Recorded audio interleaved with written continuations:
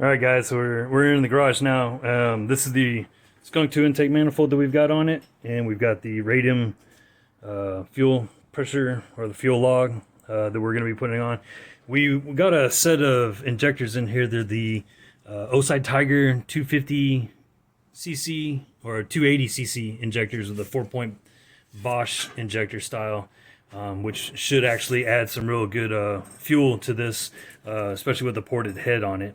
So what I'm going to do right now is I'm playing with the Fab9 coil-on plug kit here. It's like they got the instructions and everything's on there. So like this is actually a pretty good kit for the price. They give you all the instructions on how to do it.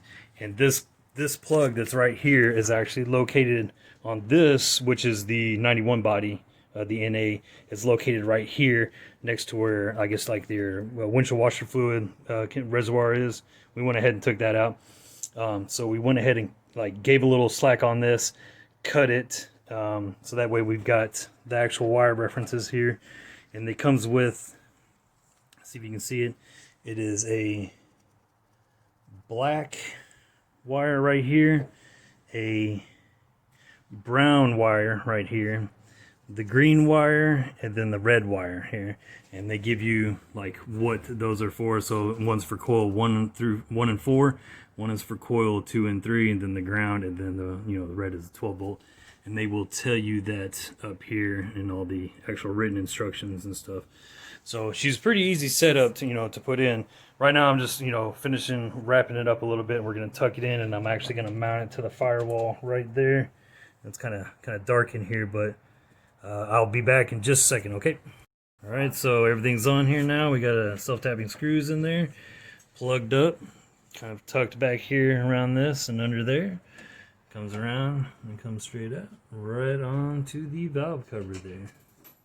Okay, so we're back in here, and we went ahead and pulled the cylinder head off, and we've got the new timing, or the new head gasket right here. We do have a new timing belt kit and pump and all that other stuff like that. We're just not putting it on this particular block. It's actually going to go on the 85 mil block. So that way we're kind of ensuring all the work that we're doing. But just for right now, we're going to have some fun. And if you see on there, we got the pistons all cleaned up, nice and pretty all across it.